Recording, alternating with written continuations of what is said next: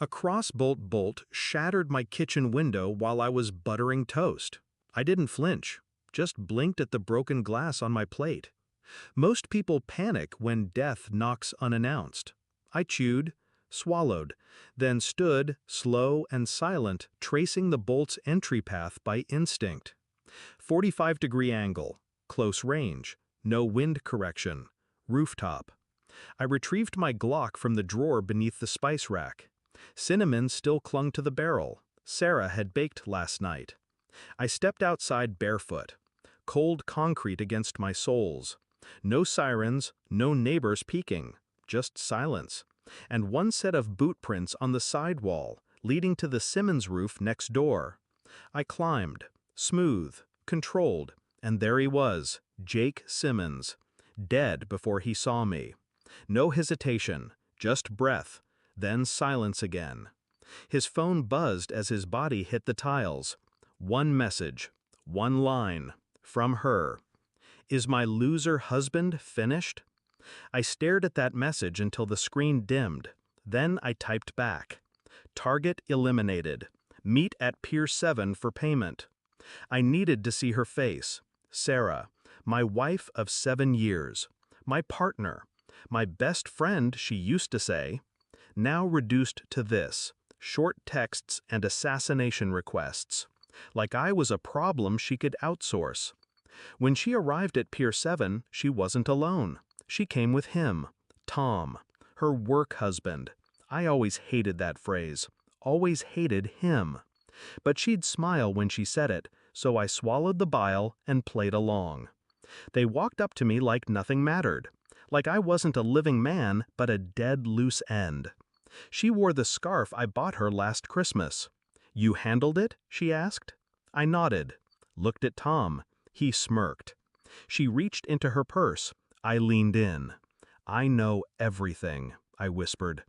The color left her face before her fingers touched the envelope. The doubt started weeks ago. Small things, too small to name. She laughed louder when texting, kept her phone face down at dinner, started calling me hun instead of my name. And once, just once, she left her phone unlocked. That's when I saw the messages. "He has no clue. Soon. You make me feel alive." I didn't confront her. That would have given her control. Instead, I studied her. I faked business trips, slept on the couch, installed software on our shared laptop, the kind that copies deleted texts, tracks burner calls. Then I followed the money. She'd opened an offshore account, payments, disguised as consulting fees. And Jake, the dead man, was ex-military, dishonorably discharged, known for his skills. They planned it clean. I was the loose end in their perfect story. But I was 2 steps ahead. I traced calls, pulled CCTV, even the fake Uber receipt she used the night she worked late. Piece by piece, I built the frame. Not for me, for them. The final piece was a voice memo.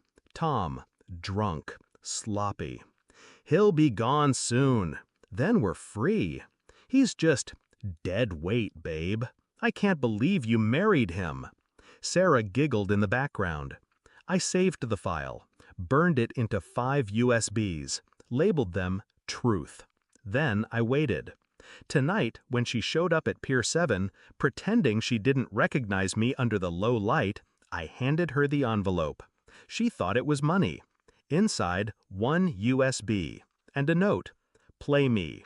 She did, on her phone, right there, in front of Tom. His face changed first, wide-eyed, pale, then hers, shaking hands, mouth open, no words. I stayed quiet, didn't blink, didn't smile, let it cut them both.